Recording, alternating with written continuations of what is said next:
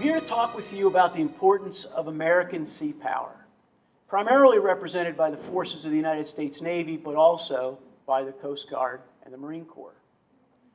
I'm here to describe how this country's security and prosperity is uniquely and disproportionately protected and sustained by globally deployed American Seapower. I'm here because our nation's security and prosperity is increasingly threatened by the military forces of rising powers who don't see the world the same way we do. I'm here because this problem grows worse with each passing year, as we seem to pay less and less attention to sea power. Finally, I'm here because these are things that most Americans are simply not aware of. I spent most of my professional life and a good bit of my personal time writing and speaking about these concerns, but I speak to and write for people who already know the problem. I write articles that are read by the same small, insular community of national security experts. I testify before Congress, I appear on panels, and I give speeches that are heard by people just like me, and we harumph and we nod our heads in remarkable agreement, and jolly little ever comes of it. So I figured I'd try something different. I thought I'd expand and see if taking to the road and talking with a broader cross-section of people might help raise awareness of the critical nature of American Seapower. And where better to find a cross-section of involved, informed people than at our state's Rotary clubs. Service above self. That motto resonates with someone who's been in the Navy because we have a sort of unofficial motto in the Navy that goes ship, shipmate, self. That order of priority has been the way I lived most of my adult life, and it feels very comfortable here among Rotarians. So what I'd like to do is to pose and then answer 5 very simple questions about American Seapower, and then ensure that there's some time at the end to engage in some questions and answers. In the process, I hope to remind some, inform others, and persuade most, if not all, that our country's security and prosperity requires not only a strong Navy and Marine Corps, but sea power second to none, dominant under, on, above, and next to the world's oceans. So let's start with question number 1. Does America need a powerful, globally deployed U.S. Navy? Well, the question ultimately depends on what kind of country you wish to live in and what sort of country you wish to pass to your grandchildren.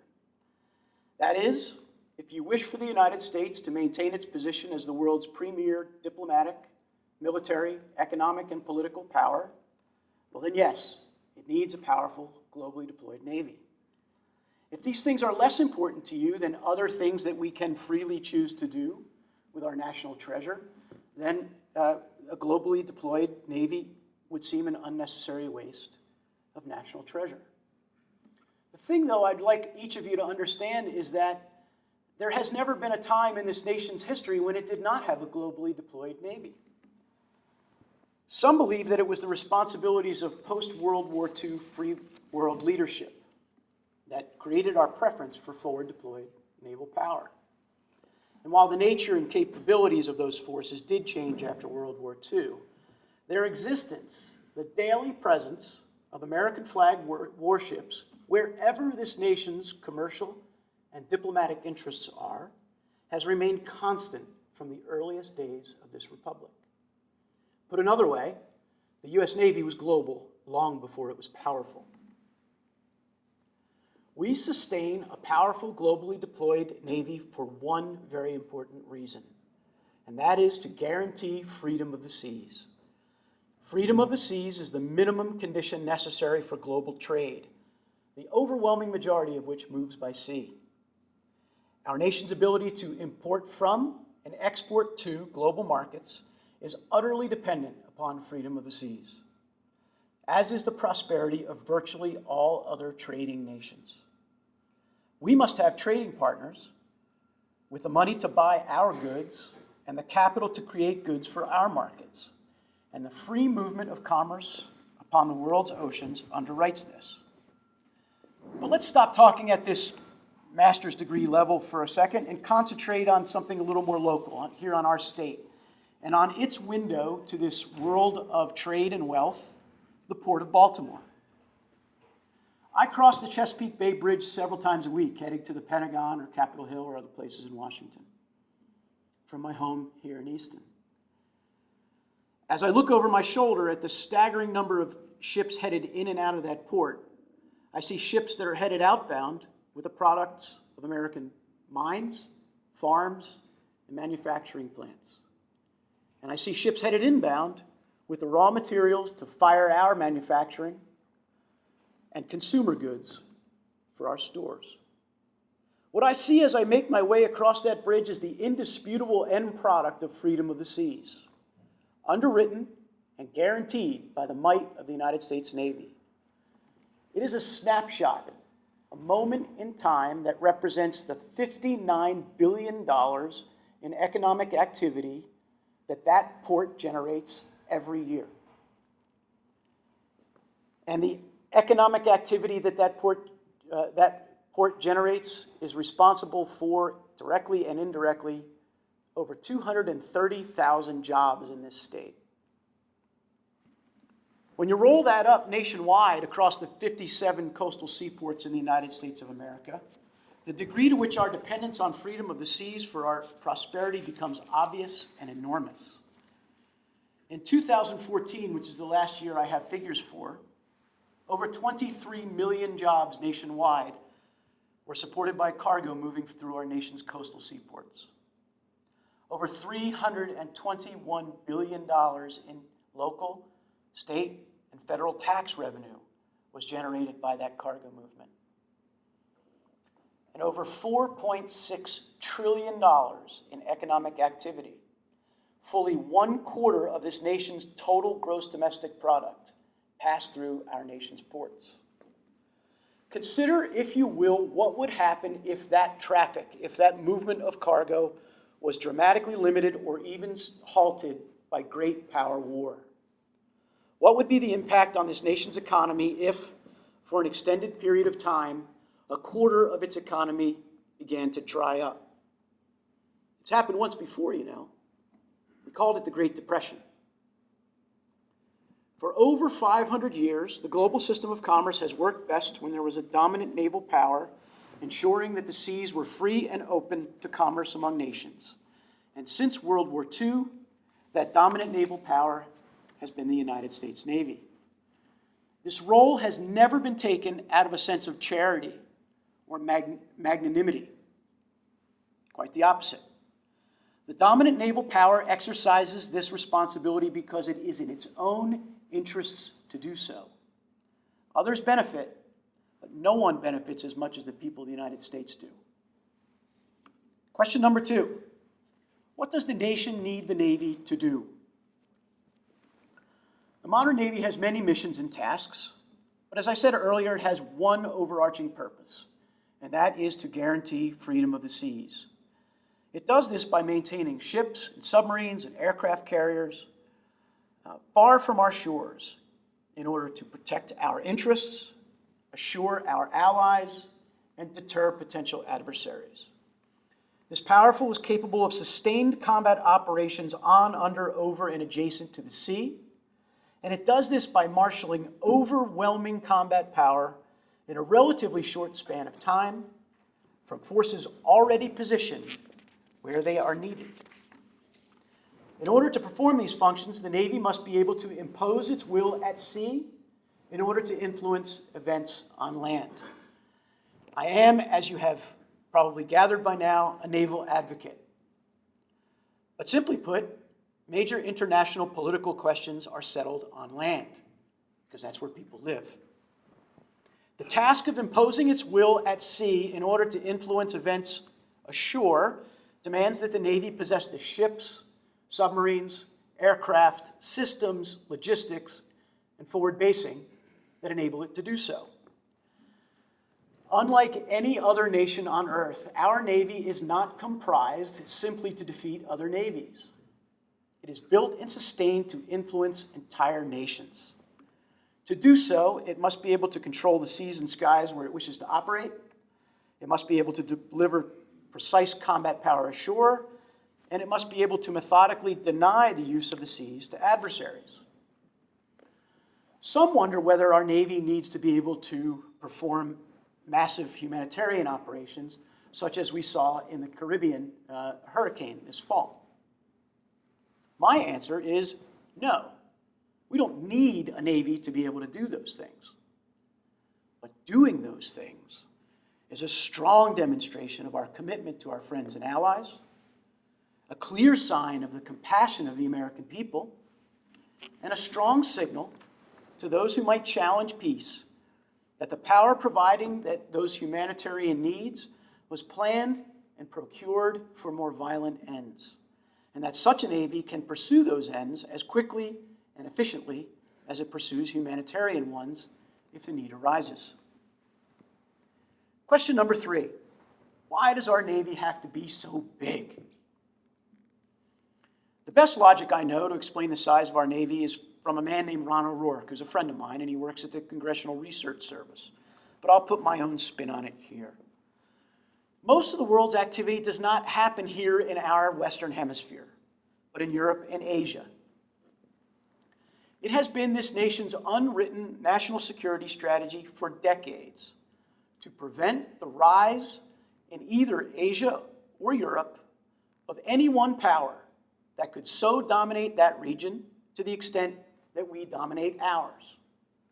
This is because if such a power did arise, they could not only lock us out of their region's resources and economic activity, but that they could also then look to threaten our position in the Western Hemisphere. Therefore, we are the only country on Earth whose entire military, and especially its Navy, is designed to pack itself up and transport itself across the sea to conduct significant combat operations thousands of miles from our own shores. So when people wonder about the relative size of our Navy when compared to, say, Russia or China, they have to realize that those countries are already located where the action is. They don't need to sail their forces halfway around the world and be prepared to wage war when they get there, mostly because they are kept busy with the security requirements of their own neighborhoods. And since the world's surface is covered by more than 70% by water, most of which is not claimed or even claimable by any power, our uniquely large and powerful Navy gives us the ability to exploit these international seas to protect our interests. A powerful Navy is an asymmetric advantage that helps us ensure that if conflict does come, it happens over there and not over here. Question 4. What exactly are you so worried about, Brian, that you would come talk to the Easton Rotary at a lunchtime meeting in January?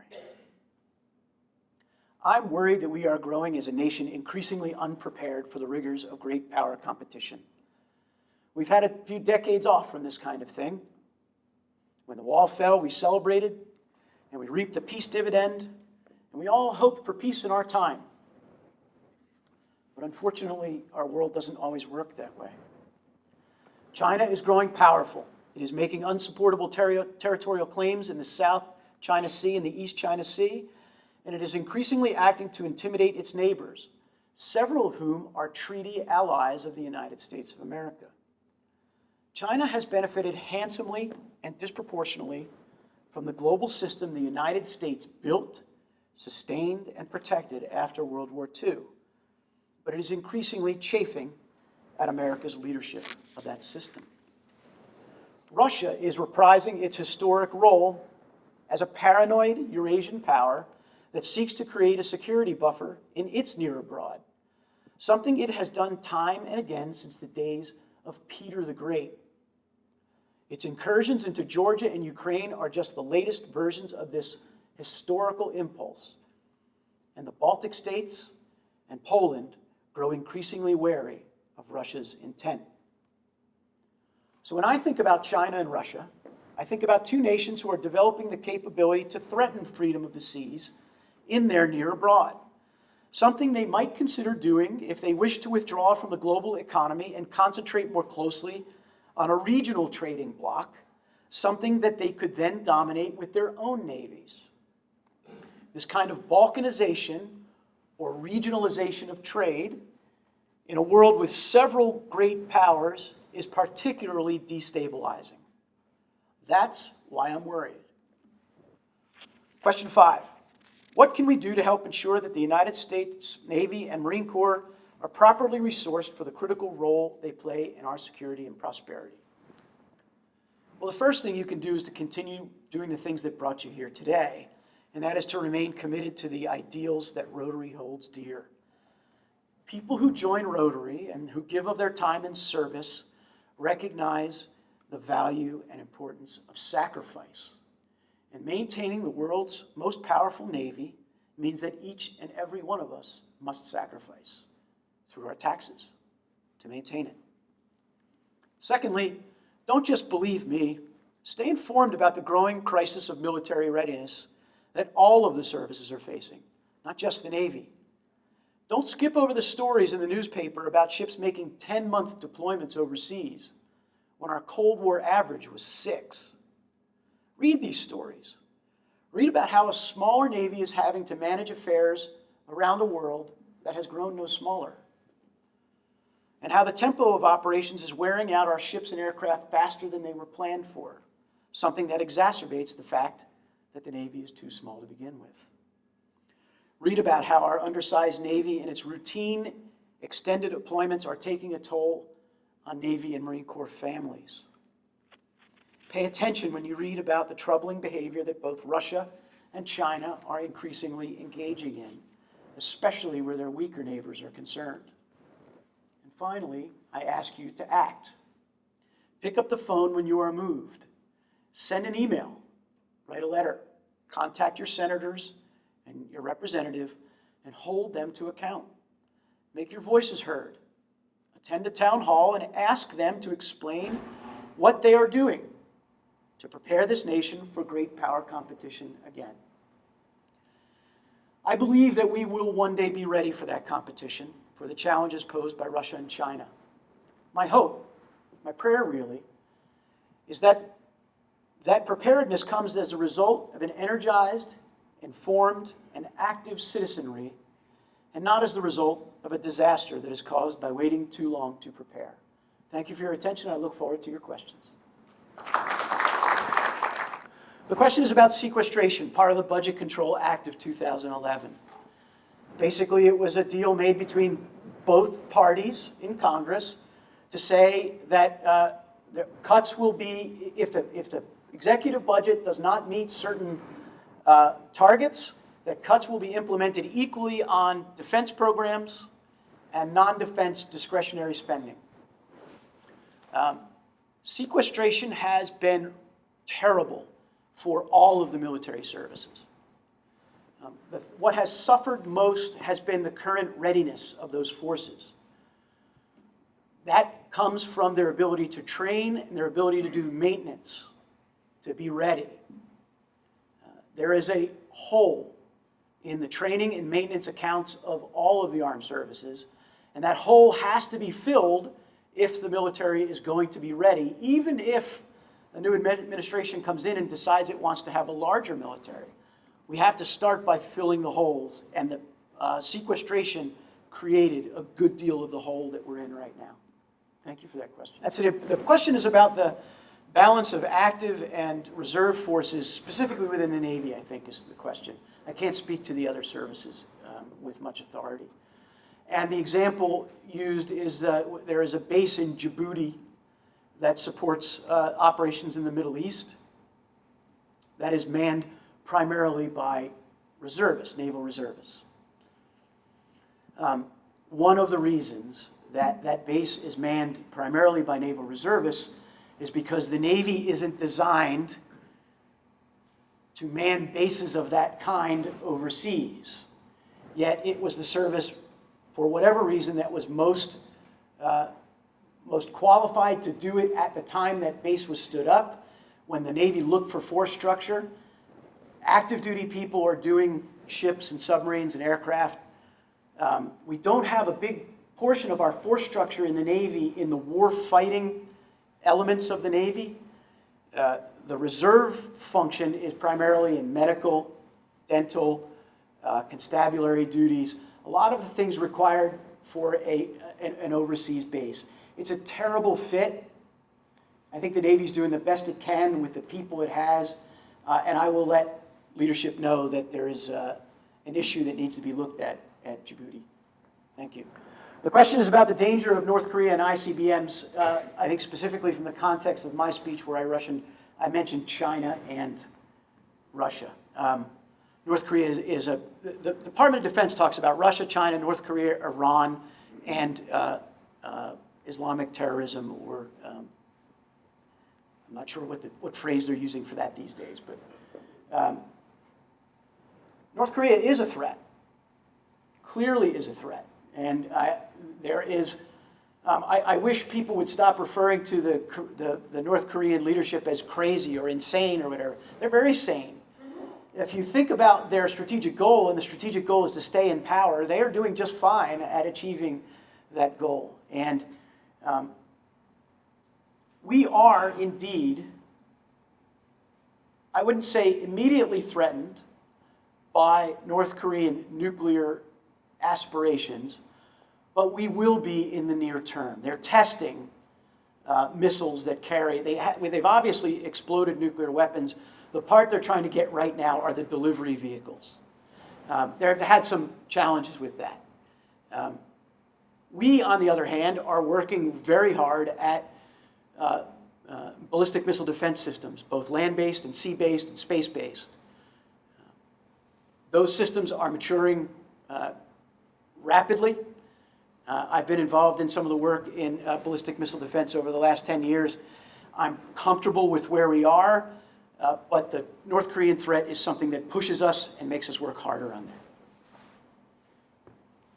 I've been asked recently to do some back-of-the-envelope numbers to figure out how much more the Navy budget would need to be in order to support the incoming administration's desires for a 350-ship Navy. That 350-ship Navy, in my view, will take 2 decades to get to, because it takes a long time to build ships. But there are immediate investments that could be made that I believe are at the tune of about $40 billion a year extra in the Navy's budget, which is around 25% more would have to get tacked on the Navy's budget to be able to not only close those readiness holes, but then also grow to be able to meet some of these security imperatives that I mentioned earlier. The question gets to the question of burden sharing. I don't think anyone who studies these things would tell you that the Allies spending more money on defense would make us unhappy. Of course we'd like to see that. We have little control over what they spend. Their populations, their domestic political situation drives a good deal of what they believe they can spend. Their commitments to whatever social welfare state exists in that country is part of the reason that they have whatever is left over to pay for defense that they have. I believe that this growing great power contention is going to cause nations to begin naturally to spend more on their own defense. I don't believe it is necessarily a result of years and years of American leaders telling them you need to spend more on your own defense. Rumsfeld told them, Gates told them, Bush told them privately, Obama told them privately. I don't think it's the result of that sort of public statement. I think it really is their growth is going to come as a result of their calculated perceptions of risk. And those perceptions of risk apply to us equally. If I look at Russia and China, I think about our extended team. We've got more friends, and I like our friends better. I want our friends to become more capable, to be able to interoperate with our sophisticated military better, to be able to produce some of the mass that we would need for a high-end conflict or to deter a high-end conflict. So I would like to encourage our friends to build more. I don't see that as a threat to our build-up or a substitute for our build-up. Because at the end of the day, I don't want this nation's security in someone else's hands. I want us to be able to take care of business when we have to. So the question gets to the two small Navy vessels that were captured off Iranian claimed territory, I don't know, 6 or 8 months ago maybe. It's a tough situation, really, really tough situation. I don't believe those two boats and their lieutenant, 25-year-old commander, were well served by the command in the region. I don't believe that they had sufficient protection from other elements of that region. I think there were mistakes made there, serious mistakes made there. But you're the 25-year-old lieutenant in charge of those boats. And don't get me wrong, I don't like what I saw in terms of the conduct of that lieutenant or some of the people that were interviewed by the Iranian press. My training is name, rank, serial number. That's what you do, right? But this lieutenant on the spot said, I am not going to be responsible for starting a war in the Middle East. That's a tough spot to be in. So when his boats were surrounded by heavily armed Iranian vessels whose aggregate power greatly outstripped his own, and he did not know that there was any help available, and he knew that we were not at that time at war with the Islamic Republic of Iran, he decided he wasn't going to start that war. I need to think more about that decision, but standing here now, I cannot tell you that I would not have done the same thing. As to the broader question, I think that was the Iranians have been doing stuff like this for years. I have been harassed by the Iranians in the Persian Gulf. What they're trying to do is condition our behavior. They're trying to, I think, lull us into a sense. First of all, they want to know what our patterns are going to be. How will we react? At what range will we get nervous? Will we start to talk to them? What will we do in response? They're trying to catalog our responses and condition our responses. At some point, it might become valuable to do something unexpected. They have gotten very comfortable with getting incredibly harassing of our naval vessels. That was in my view, that was the thing that sort of woke our Fifth Fleet power structure up. And I have heard of very positive things with respect to how they believe they would meet threats of that nature in the future, but ones obviously we can't talk about here. Great question. The question is about the Navy maintains a significant fleet of land-based multi-engine anti-submarine warfare airplanes. Some people don't know that. It's a big part of our force structure, and it is a huge part of the networked approach to finding submarines. Very difficult to find submarines as one ship. It's much easier to find submarines when you have several ships networked with some planes and a submarine and some helicopters and some overhead assets. That networked approach to ASW is ultimately what is anti-submarine warfare, is ultimately the most successful way to find and neutralize submarines. The question specifically is to our maritime patrol aircraft. My sense is that the Navy is very committed to I think it's 118 plane P-8 buy that they have now. Not only are we committed to it, I believe the Royal Navy or the British, the Royal Navy doesn't operate those, the British have also purchased them.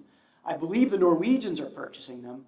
That plane is going to be exported around the world. So this team that we have, this allies doing their share, this is why I said I think they're beginning to wake up to this. They are. They're beginning to buy the kinds of things that they need to tend to their knitting.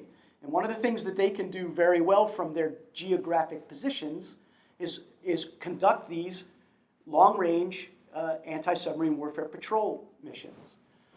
I don't believe that in the next administration, if it wishes to grow the Navy to the extent that it is saying it wants to, that we will have any fewer of these aircraft than are planned today, and my guess is that we will have significantly more. The question is I think about technology broadly, and two things have happened to technology in the last few decades. You go back to the early 1960s, the United States pretty much had cornered the market on technology worldwide. We had giant labs, both government-run and commercially run.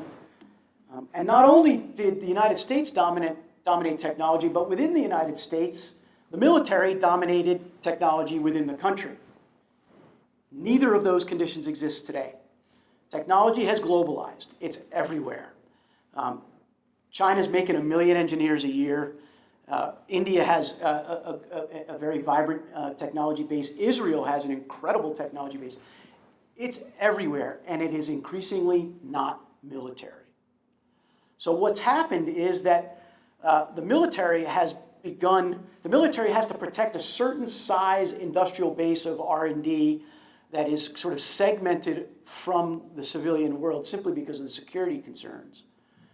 But there is an awful lot of outreach underway to that broader civilian world of technology. Secretary of Defense Ash Carter, I think he's got a vacation home in Silicon Valley. He's out there all the time working to make relationships between the Secretary of Defense's office and high technology. He's in Austin all the time. He's in Boston all the time. So I think that within the United States, we have a significant technology, we have a superb technology base. What we have is a frustrating antediluvian acquisition system in the federal government that those commercial developers don't want to play in. And until the federal government gets its act together and figures out how to acquire things quickly with a minimum of paperwork and a maximum of return on investment, they're not going to want to play. The biggest problem right now isn't our technology base. It's this wall between the technologists and goodness, and that wall is the acquisition system. The country is broadly at peace. We have threats, but we are broadly at peace. The government will turn over in a week and a half, and it will be a peaceful turnover.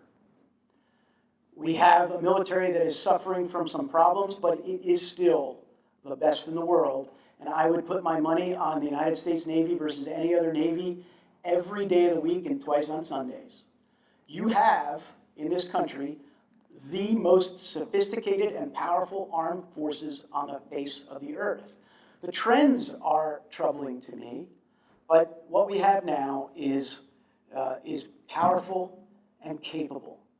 I know these generals, I know these admirals. Some of them grew up through the Navy with me. I know these guys. I know Kirby. First of all, Kirby's now a State Department employee anyway, so he's representing the Department of State when he speaks. All I can tell you is have confidence that the people, the men and women of the armed services know what they're doing, will respond when told what to do, and they'll do a good job. That's all I can tell you on that question.